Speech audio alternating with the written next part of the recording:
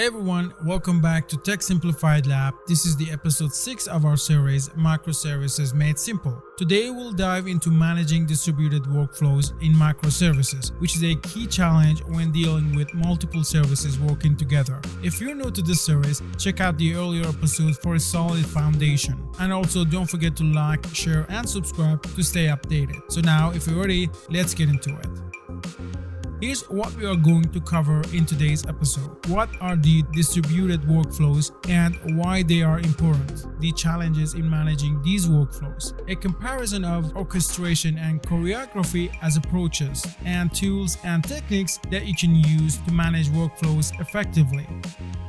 A distributed workflow involves multiple microservices working together to complete a process. For example, in an e-commerce system, services like inventory, payment, and shipping collaborate to fulfill an order. These workflows require coordination to ensure the process runs smoothly from start to finish.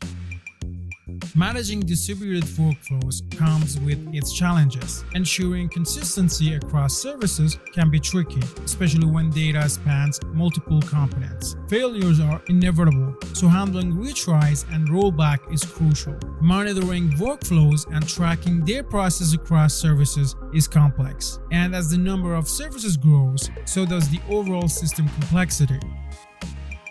There are two main approaches to manage distributed workflows: orchestration and choreography. In orchestration, a central service manages the entire workflow, making it easier to monitor and debug.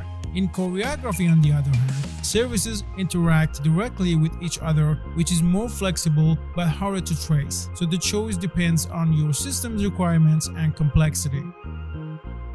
Orchestration is ideal for workflows with clear and linear steps that need centralized control. For example, in order processing or loan approval, having a central service which coordinates the workflow ensures consistency and simplifies monitoring.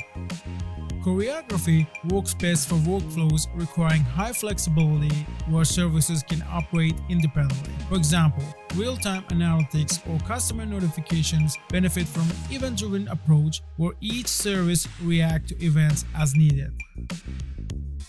There are several tools available for managing workflows. For orchestrations, tools like Camunda and Netflix Conductor provide robust solutions. Event streaming platforms like Apache Kafka and Amazon EventBridge are great for choreography. And for monitoring and observability, tools like Jaeger, Zipking, and OpenTelemetry are invaluable. So let's take an example of an order fulfillment workflow. In an orchestrated setup, a central service coordinates inventory checks, payment processing, and shipping. In a choreography setup, services interact through events, such as order placed or payment completed. Each approach has its benefits based on the use case. To summarize, distributed workflows involve coordinating multiple services to achieve a business goal. Orchestration offers centralized control and simplicity, while choreography provides flexibility and scalability. With the right tools and techniques, you can effectively manage workflows in your microservices architecture. In the next episode, we'll discuss securing microservice communication. We'll cover the best practices for authentication, encryption, and protecting sensitive data. So make sure to subscribe and hit the notification bell so you don't miss it.